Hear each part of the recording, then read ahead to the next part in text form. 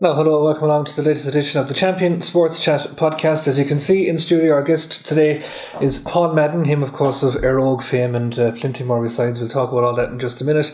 And this fellow, we found him wandering around the corridors as well and said we'd invite him in, our editor, Peter O'Connell. Football will be the main focus of the podcast this week. I guess we've had both on and off-field action. Last Thursday, the paper had no sooner hit the shops than the news was breaking that Gary Brennan had decided he was opting out for the 2020 season. We brought that to you online, of course, and I think since then, Paul, it's been fair to say that a lot of Clare football people have nearly been in mourning for next season, because we'll talk about Gary in a second, but I suppose in an overall sense, your own clubman Aaron Fitz, cruciate knee injury, he won't be here. Jamie Malone is off sunning himself in Southeast Asia, and Sean the Yank O'Donoghue has returned home. So, like, 4 big names to be gone, but I guess firstly, Gary, probably a name that is the biggest of them all to be missing for next season. Yeah, absolutely. I mean, Gary's been inspirational for the county for the last decade or more, even at this stage. I think it was muted after they lost to Meath that there was a chance that he'd be going travelling. So obviously I think he's getting married coming up soon as well, and there has to be at some point more to life than purely football. But for Clare supporters, be very sad to see him go. Yeah, and I think that what people are kind of struggling to grasp is that he'll be in Clare around for the league, but is obviously going travelling for the championship. So I think himself, he felt that he didn't, and I suppose it's a measure of him as well, that when I was speaking to him, what he said was he didn't want to be kind of holding a jersey during the league, that it was preventing somebody else from growing into it for the championship. Well, I think that's fair. I mean, he's a very principled, solid guy. You know, he's been the team leader for years, and I can totally understand. I mean, guys like Gary probably wouldn't have to go back in November for the pre-season sort of gym and training. They probably wouldn't start until probably Christmas time. And I suppose, you know, in his mind, he's probably thinking, what's the point in starting in January or February playing league games and then going a month later? I mean, you're either in or you're out, and that's obviously a decision he's made. Yeah, Peter, I suppose it's a massive loss, obviously. Yeah, absolutely huge loss. I suppose the first thing, Gary doesn't owe anyone anything. I mean, he's been magnificent for Clare. I think he played his first game, senior game, when he was 17. He's everything about him. What he did on the field, off the field, he's a role model for everyone involved in Clare football, not just younger people, but everyone. The commitment and honesty of his efforts, and in the quality, of course, as well. And on top of that, I'm sure Colin Collins would have really tried to get him to play league football, given now that there is a link more or less between league and championship, that if you get relegated to Division 3, that it could have an impact on you. If you don't get to the Munster final, you end up not playing in the All-Ireland qualifiers. But look, we have to respect Gary's decision. You know, he's been a magnificent leader for Clare, and he doesn't owe Clare or his club, he owes nothing to anyone. The way he is, he wouldn't even see it that way. He probably doesn't even like hearing statements like that.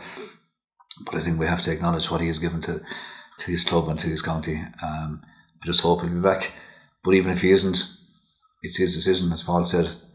You know, we all love sport and football and hurling and that, but we all have to realise as well, as some say, that there's more to it, more to life than just sport. Yeah, absolutely. I guess, Paul, just to take in the context, like when you go through the league campaign, we have 4 home games. 3 of our last 4, I think, were at home, and our final 2 are at home. So from a scheduling perspective, it was working out lovely. And then you get drawn on the other side to Kerry for once. I think is it the first time in the last 50 years nearly that it's not Clare playing Limerick and then going on to play Kerry. So that, I guess, just makes it a little bit more disappointing that it was such a big opportunity, as well in the context of the other 3 guys I mentioned being gone too.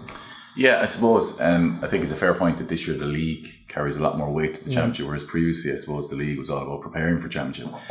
But I understand that if you want a guy ready for championship, you've got to give him game time during the league. So, and I suppose that's where Gary's coming from. He's probably thinking, and again, this would be his leadership qualities, I suppose, over the years of captaining the team and being a leader on the field. He's thinking, look, I don't want to be holding lads back, and he's made up his decision now at this stage, and he's entitled to it, and they'll just have to press on. I mean, there's obviously three lads that we know of also that won't feature in the league for Clare. And possibly not at all this year, and so that's another challenge. There might be 1 or 2 returning lads. You don't know yet. There's talks of lads maybe coming back. So, Cullum has been around. He knows his stuff obviously better than anyone else. So I'm sure he'll have a team ready to go for the league. But it's going to be a tough campaign. Yeah. Everyone knows that. What do you make of that new structure? The league kind of feeding into championship structures. The last couple of years, I think there's been a lot of emphasis put on the league by Clare. I think retaining Division 2 status was very important for Clare. So in effect, for the last couple of years, they've effectively been treating the league like a championship anyway. You know, we've had to peak a number of times in the league just to retain our status, and they've done a fantastic job at that. So, you know, they'll go into the league this year, I'm sure, in the same vein as last year and the year before, where the Division 2 status is hugely important, and they'll be going all out to win it. You said they have a couple of good home games, and you know, they have every chance. You know, every other team is going to, you know, I think they're coming to Clare to play Clare at a league game is going to be a tough task as well. So, look, they have a chance. There's some good footballers there as well. Yeah, I suppose, Peter, like we've obviously been following the minors and 21s in recent years as well, and is it for the first time in a long time there's now almost a steady flow of players through? Like you go back to Seamus Clancy's minors, okay, got a bit of a trimming down in Killarney that day in the Munster final, but we're seeing those lads now coming through to be senior stars. Emmett McMahon, Killian Rewine, you know, these guys, it won't be a surprise to see them feature in the league. Well, I think that has been the big success of the development squads over the last few years, that you can see well-coached, well-conditioned players coming through, you know, from a variety of clubs. And I think in Clare, okay, we'd love to win a Munster Minor Championship, Munster Under-20 Championship. It'd be great, but if we're not going to do that, at least produce the players, you know, at least. And like, you know, we've all seen players in different clubs who have very good habits. You know, they're well conditioned. They have a gym strength and conditioning program, for example, that they take responsibility for themselves. Now, a lot of that has to come from themselves, but some of that must be influenced as well, or has been influenced without a doubt, by being involved in various development squads. And you know, the two teams that got to the two Munster minor finals, you know, played in the All-Ireland quarterfinals as well. Like, definitely you can see in those players the impact of that, you know, they're ambitious, and they know what you need, what you have to do to kind of to you know, prepare properly. But listen, aside from all that, I suppose the number one thing is you have to enjoy your football. You know, you can be as conditioned and as you know, as possible, well coached, all that kind of stuff. But we can't forget either that it's a sport, you know, and that there has to be an environment where you actually enjoy it as well, that you like going to training. But of course that's added to if you're competitive. So it's kind of, there's a bit of a balance between everything, between being overly prepared and then forgetting about the fact that it is a sport as well. Spoken like a man that's going to be on the line in Cusack Park on Sunday, by the way, in that 21 final. We'll talk about that in a while. Let's talk about the games at the weekend, lads. I suppose mixed results for Clare teams.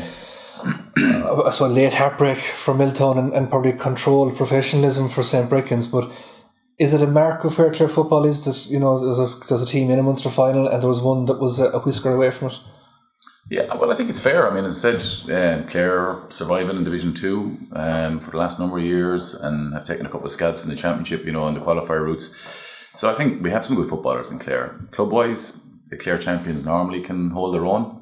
There's obviously a couple of serious clubs in Munster like Crokes and maybe the Nemos of the world. And, you know, if you come up against them, you're always going to be under pressure. But no, I think over the years we've held our own. I mean, Milltown were in the Munster final last year as well. And, you know, they were very unlucky on Sunday not to see it out. And Breckan's, to be honest with you, last year when they got relegated from the senior ranks, you know, I was kind of surprised. We played them ourselves, and I know it turned out on the scoreboard we had a big win, but you know, they started the championship fantastic, and they just kind of ran out of steam maybe come September time when it came to the crunch. But they have some serious footballers, and they're very well organised under Donny Gary, so it was no surprise to me. Now they'll have to work it out the next day, but that's for another day. Yeah, absolutely. Just mentioning of September, Peter, they're going to be eating sandwiches in Lisdoon until next September, given the spread of food that was on. And just to everyone in the club, firstly, an unbelievable huge well done on the event that they put on. And to the back of my car was fairly weighed down with the trays that came out of it anyway. But like, I suppose it isn't the bigger thing of, like, you can we've been very critical of the GA here, and rightly so for various different things. But when you get down to the nuts and bolts and the grassroots of it, and you see this community coming together to host this event, to be so proud of their club, it just puts a whole other spin on things, doesn't it? Yeah, and you'd have to say fair play to Breckan's, fair play to everyone involved in the club. it wasn't just a club effort; it was a community effort, and the fact that they won the game definitely added to it. But I was just wondering, Derrick, was it coincidental that you ended up going to this St Breckan? Did you have prior information or something? And no, just look at the draw. Total look at the draw. Because some of the images are right. Were fairly. You definitely were fairly well fit. No, incredible. And of course, the off-field matched on-field. And like when we sat here with Donny Garrihy a couple of months ago, you got the sense everybody that knows Donny will know that things are going to be done right. And while there's savage crack in the men when it comes to the shove and the push, like even after the game, they were saying that's done. We're off down to Seaward now to do our recovery. And he wasn't even. Someone asked about the word fear. He nearly laughed about it. The fact that they're playing a huge team in Temple No. So like that can often be so important as well. You know that from the line that. If you can have that controlled passion, I suppose, it can often feed off onto your players. Yeah, well, I mean, Donny has, a good CV now in management, having led Clare to the Oscar trainer a couple of times. And he's a very organised guy, very solid, very sound guy, and local, and I think there's a huge plus in that, he's passionate about it. And that reflects in the players. And I know that the intermediate final, they were in with me at work beforehand and everything. There was no stone left unturned, But look, they're in a Munster final. It's fantastic for them, and everyone in Clare, and I think the same could be said even probably for the Milltown games. Once you come out of the county supports you, and that's the way it is. Yeah, and just a word on Milltown as well, because obviously they've been unbelievable hosts, particularly for media as well down the last couple of days, so we have to give them a big thanks for that as well. Just moving on, I suppose, in an overall sense, Paul, the club championship in Clare, was it of the highest quality? We had the new structure this year, obviously. I mean, you were thrown into that so-called group of death, but handled it fairly well, in fairness to you. But is it a structure that you can see being sustainable going forward? Well, obviously, as a dual county, putting huge emphasis on hurling and football, you're not always going to come up with the ideal structure to suit everybody. In Limerick, they have a football system where they have groups of 6, and they play 2 championship games in April, and they play the rest after their county teams are out of the championship, whenever that may be. In terms of football, getting 4 or 5 games would be good. I'm not going to deny that, but I'm not going to knock the structure because we weren't successful from an Éire Óg point of view. As you said, we had a very competitive group, and it meant like playing county finals for 2 days in a row to get out of the group, and didn't do a whole lot after that. But in terms of the championship, I mean, probably worthy winners in Milltown, just about beating your own club after a replay, and there was a lot of tension in those 2 games. But it's no mean feat to do back to back, and I'm sure even despite losing on Sunday, they're already thinking about trying to do the 3 in a row, which hasn't been done in a long time. Absolutely, and of course they've also got that under 21B semi-final on Saturday, and that probably, Peter, opens up another discussion. As I mentioned, you're with the Shannon Gales Kilmehil, so we'll just take that hot off you there for a second, and we'll put on your champion one. In overall sense, like the 21 championship going on until this late in the year, I mean, it could conceivably have been the case that the final went out even to the week after the St Breckan's game, but it's going to be played this week. Like, is it first of all sustainable to do that? They've probably been blessed weather-wise. I mean, the night of your game against St Breckan down in Clare, an unbelievably calm, beautiful night. It could have been the other way, and you'd be hoping that Sunday will be something similar. Yeah, look, if you get to the final or whoever wins it, won't care if it was on Christmas Day. I mean, just genuinely wouldn't mind. So probably the people that get to even to the semi-final, or particularly the final, don't care, or maybe aren't the best judge of standing back and saying maybe the 21 championship shouldn't be on in November. I mean, from what I've seen, there have been some good games. I think the weather has been very kind. Maybe not all games have been played in good conditions, but most of the games I've seen were played in fairly good conditions. Maybe from the point of view of the under-20 county management, they're getting to look at a good number of players playing competitively, and you will learn an awful lot more from seeing potential county players playing competitive championship football than you will from even having them at training. I think there's pluses and minuses. Ideally, you'd prefer to see it being played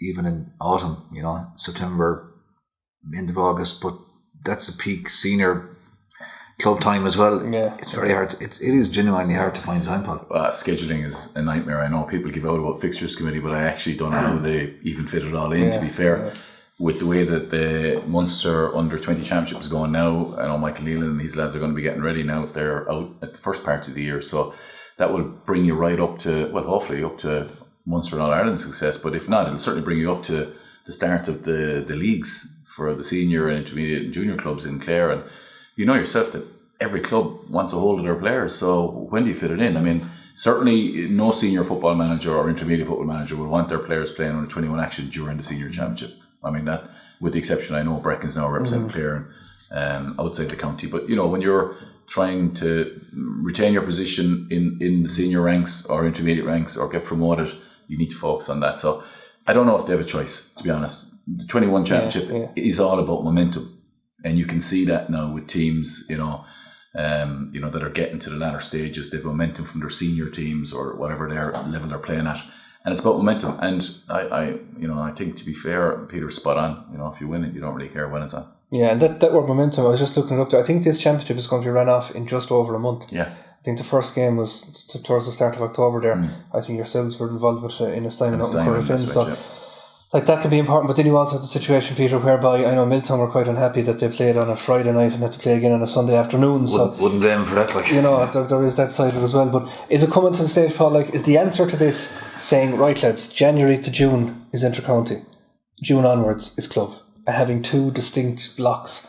I know there's this thing of putting the All-Irelands back and people are afraid it's going to lose profile, but it's probably getting to the stage now where will it take something drastic like that, do you think? I don't know. The reality is probably never going to get overwhelming agreement in any of these things. It's going to be a debate, an argument, a trial and error, and that's the way it is constantly within the GAA, trying to keep everyone happy. The one thing I would say, cannot lose sight of the club player in all of this. You know, we talked about the level of professionalism now from academies and so. I mean, lads and girls going through at 15, 16 now, they're training at such an elite standard, you know, and they're away with the counties. In some cases, they could be 3-4 nights a week, you know, 5 nights a week if you include gym, which means there's nothing left for the club.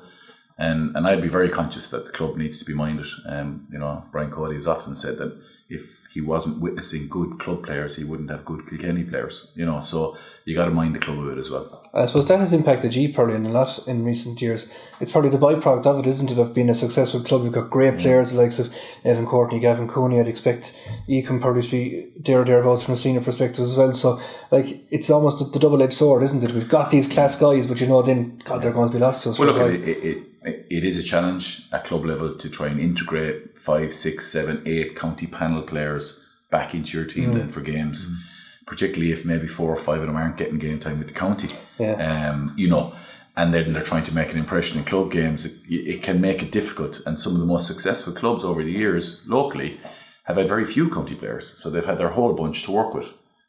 So that's difficult. On the flip side, for me personally, and for I know the players you mentioned, it's a great honour to represent your club on a county setup.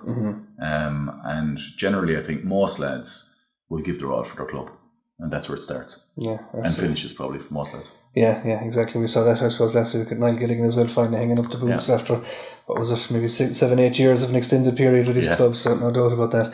That time has caught up with us, Paul. Thanks for joining us here. The first of many appearances, hopefully, on our podcast as we go forward. And to Peter as well, best of luck in the 21A final. And I know that we've a full preview of that in the paper this week as well. We'll be talking to the management of both sides and a little bit of a preview as well. Loads to come as well. Also, we've got 2 Hartley games on Wednesday afternoon for Clare schools. You can read in the Champion on Thursday how they got on. We're back with the podcast again next week. Thanks for tuning in.